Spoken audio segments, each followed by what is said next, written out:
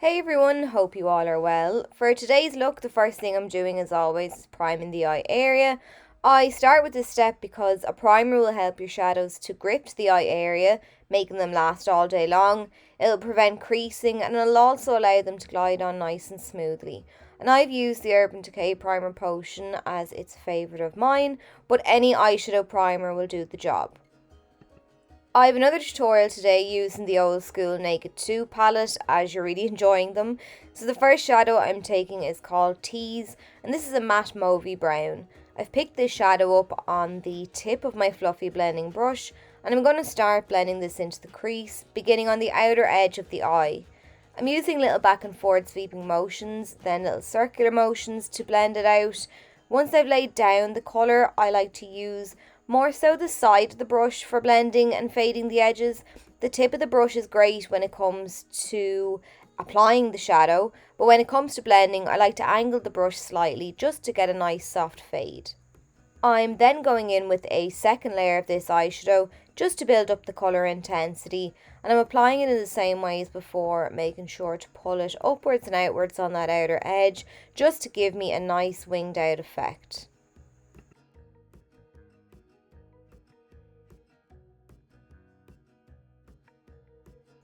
Next then, I'm switching to a smaller bullet shaped brush and I'm using this to sweep some of that eyeshadow down along the lower lash line, blending from outer to inner corner, and then I'm making sure as always to connect the shadow up on that outer edge. I want no gaps.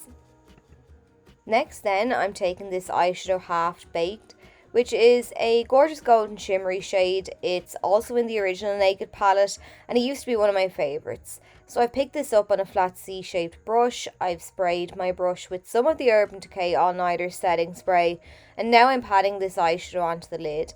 And as you can see, it gives a lovely golden glow. The shadow is really easy to apply, it's smooth in texture, and the colour payoff is fantastic. So I'm just taking that halfway across the lid.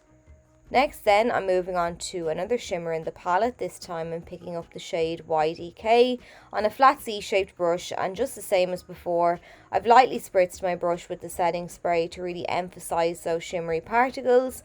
This is more of a coppery brown eyeshadow, and again, like the previous shade, I've no complaints in terms of the formula or how it performs. I'm just patting a coating of this shadow now on the remaining half of the eyelid, and then I'm flipping my brush over and using the clean side to fade Half Baked and YDK nicely into one another, patting over where the two shadows meet to fade them together. Next then, I'm taking the eyeshadow Busted, and this is a shimmery dark purpley brown.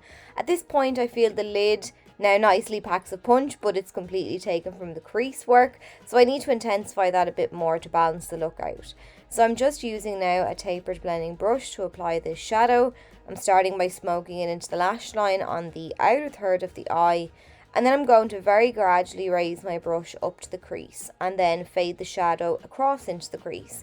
So I like to sweep the shadow into the crease, and then I sit my brush just on the edge of the shadow, and I like to use little flicking motions upwards from that point just to fade those shadows upwards and to give me a nice soft blend. I'm going in now with a second layer of the shadow to really intensify the look, and basically you just want to apply it in a sideways V. So from the lash line on the outer third, outwards at an angle towards the tail of the brow, and then sweep the colour back in towards the crease. So once I'm happy with how that looks, then I'm going back in with the blending brush that I used originally to apply the Tease shade, and I'm just using whatever is left on my brush to fade the edges out a bit further. Now I'm taking the eyeshadow Blackout, which is a matte black shadow, and I'm using a very small C-shaped brush to start smoking that into the lash line, and then gradually pulling the shadow up onto the lid and fading it up towards the crease. I'm really not using a lot of this shadow at all, the bare minimum really. I just want to add a touch of the black shadow to create some depth. And then once again, I'm going back in with my blending brush, running over the edges just to make sure everything fades nicely. I'm switching now to an angled brush, and I love this one because it's got a nice curved dip in it, so it literally hugs the lash line.